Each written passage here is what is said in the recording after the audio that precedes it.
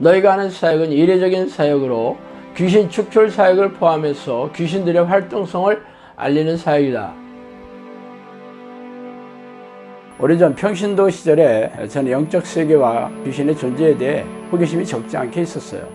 그러다가 하나님의 부르는 기도를 시작한 지 10년이 지난 어느 날 천사라고 자신의 신분을 밝힌 영이 저를 찾아오는 것을 시작으로 영적 세계에 걷잡을 수 없이 빨려 들어갔죠. 책에서 소개한 25가지의 사건들은 사실 빙산의 일각이에요. 귀신들은 입을 통해서 음성으로 말하기도 하며 누군가가 귀에다 대고 말해주는 것처럼 영음으로 말해주기도 합니다. 또한 사람 안에 잠복하여 뇌를 장악하고 조종하고 모든 신체 기관을 움직일 수도 있어요. 물론 대부분의 귀신들은 자신의 존재를 감쪽같이 속여 숨어서 조종하지만 말이죠. 귀신들이 잠복하여 들어가 있는 정신질환 환자들에게서 귀신을 쫓아내면서 정신질환과 고질병을 취하면서 제 주장을 증명해오고 있습니다. 그동안 저를 찾아온 사람들은 전부 교회를 열심히 다니는 교인들이었으며 그들은 자신이 다니는 교회에서의 문제를 해결할 수 없어 전전긍긍하다가 저를 찾아오느라고 말하더라고요. 성경은 우리가 사는 세상의 왕이 사탄이고 악한 영들이라고 선포하고 있지 않습니까? 그들은 놀라운 위력과 능력으로 죄의 덫을 놓고 유혹해서 죄인으로 만들어 생명과 영혼을 사냥하는 섬뜩한 놈들이라고 밝히고 있습니다. 그래서 예수님은 죄를 부추기고 죄인으로 만드는 이놈들과 피 터지게 싸워 이기는 사람들만이 생명책에 이름이 지어지지 않을 것이라고 말씀하시지 않아요? 그러므로 귀신들의 정체와 공격에 무지한 교인들은 속아서 포로로 잡혀있으며 이 땅을 떠나면 지옥불에 던져질 운명의 셈이죠. 종말의 시간이 가까울수록 악한 영들은 더욱 날뛰면서 교인들에게 불행과 고통을 줘 영혼과 생명을 사냥하고 있는 이때 성령께서도 귀신들에게 고통받고 있는 하나님의 백성들에게 귀신들의 정체와 공격을 알리고 이들과 맞서 싸워 이기는 정형산을 양칼하는 성령의 명령의 일환으로 이 책을 쓰게 되었어요.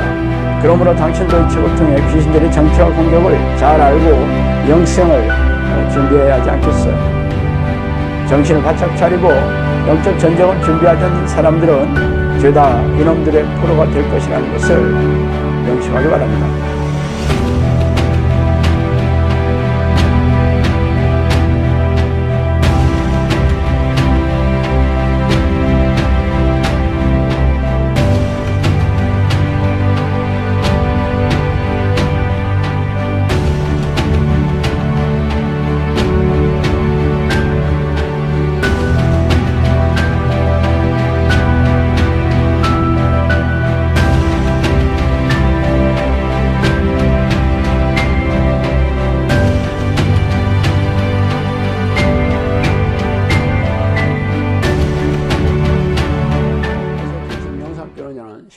오늘은 성경이 없지만 교회에 떠돌아다니는 거짓 가르침이라는 제목을 한번 생각해 볼게요.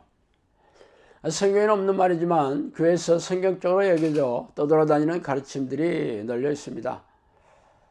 그런 하나님의 종이라고 불리는 목사 입에서 나온 말이기 때문에 아무도 의심하지 않죠. 그러나 성경에 없는 말이라면 하나님의 뜻인지 아닌지 고민해 보아야 하지 않겠어요? 그래서 오늘은 그 몇 가지를 골라 한번 살펴보고 싶습니다. 첫 번째, 한 번 구원은 영원한 구원이다 라는 얘기죠. 먼저 예수를 믿고 교회에 등록하여 신앙생활을 하는 모든 교인들은 죄다 구원을 받았다고 여기고 있어요. 물론 이런 주장을 근거하는 성경 말씀을 해석한 신학자들의 주장을 교단 교리로 만들어서 말이죠. 그러나 성경은 한 번 구원이면 영원한 구원이라는 말은 없습니다. 예수님은 인자가 심판주로 오실 때 세상에서 믿음을 보겠느냐고 차갑게 말씀하였으며 이기는 자가 생명책에서 이름이 지워지지 않을 것이라고 말씀하셨습니다. 예수님의 7개의 초대교회 중에 5개 교회가 믿음의 태자를 받아 회개하고 돌이키지 않는다면 지옥불에 던져질 것을 경고했습니다. 그러나 현대교회는 이런 내용을 예배 설교로 들어볼 수가 없죠. 두 번째, 영접기도를 하면 성령이 자동적으로 들어오신다는 가르침입니다. 영접이라는 단어는 받아들인다는 뜻이에요. 그래서 현대교회는 예수 그리스도를 하나님으로 받아들인 기도에 동의하면 성령이 자동적으로 들어오신다고 가르치고 있습니다. 영접하는 자들은 하나님의 자녀가 되는 권세가 주어진다는 말씀을 앞세워서 말이죠. 그러나 결심하고 동의했다고 해서 그렇게 행동하면서 사는 것과 다르지 않아요? 학생들이 고등학교에 들어갈 때 열심히 공부하겠다고 결심하지만 3년 동안 자신의 결심을 행동으로 옮기는 것은 별개의 듯이 말이죠. 그러나 교회에서는 기이하게도 영적기도에 동의한 것을 평생 인격적으로 예수님을 하나님으로 모시고 사는 것과 동일시하고 있습니다. 참으로 기이하고 참 찝찝한 일이 아닐 수 없죠. 자, 세 번째, 주일 성수는 모든 크리스천들이 의무적으로 지켜야 한다는 가르침이죠. 주일 성수는 일요일 오전에 교회에서 시행하는 예배식에 참석하는 것을 말하죠. 그러나 성경에서 말하는 주일은 일요일도 아니며 1시간짜리 예배식에 참석하는 것이 거룩하게 지키는 것과 무슨 상관이 있겠어요. 성경에서 말하는 예배는 자신이 살아있는 제물이 되어 하나님을 기쁘시게 하는 것입니다. 그러나 교회에서는 성경에도 없는 주일 성수라는 종교적인 의식을 준수하는 것으로 천국의 자격을 유지하고 있는 것으로 가르치고 있으니 참 섬뜩한 일이죠. 자, 네 번째는 성령의 존재를 느끼지 못하더라도 성령이 안에 계신 것을 의심하지 말라는 가르침이에요. 성령이 누구십니까? 전지전능한 하나님이시잖아요. 감기 바이러스가 우리 몸에 들어와도 열과 기침, 오한으로 존재감을 드러내는데 전능하신 하나님께서 우리 안에 들어오셨다는데 존재감을 알 수가 없다는 게 무슨 회개한 말입니까? 그 이유는 영적 기도를 통해 성령이 안에 들어오셨다고 가르쳤는데 정작 자신들이 안에 계신지 모르겠다고 토론하면 목사들이 지어내어 끼워 맞춘 말에 불과하기 때문이죠. 성경 어디에 하나님과 함께 하시는 성경의 유인들에게 이런 일이 있었습니까? 이렇게 초등이도 이해하지 못하는 말들이 교회 안에서 정설로 여겨지고 있으니 기이한 말입니다. 다섯 번째로 교인들의 방언 기도는 죄다 성령께서 주시는 은사라고 가르치는 것이죠. 방언은 성령께서 주시는 은사죠. 성경에서 말하는 방언은 외국어라는 뜻입니다. 그러나 기묘한 음절을 무한 반복하는 소리를 천사 방언이라는 말로 지어내어 성령이 주시는 방언이라고 가르치고 있습니다. 그런데 목사들은 천사의 말을 들어본 적이 있나요? 하나님은 세 가지 방식으로 말씀하세요. 먼저 성대를 움직여 사람들이 말하는 방식으로 말씀하시거나 누군가가 옆에서 말하는 듯이 청각신경을 사용하여 듣게 하십니다. 이걸 영음이라고 하죠. 그리고 깨달음으로 말씀하시는데 마음에서 훅 올라오는 생각으로도 말씀하십니다. 그런데 이 세 가지 방식은 귀신들도 동일하게 속이곤 해요.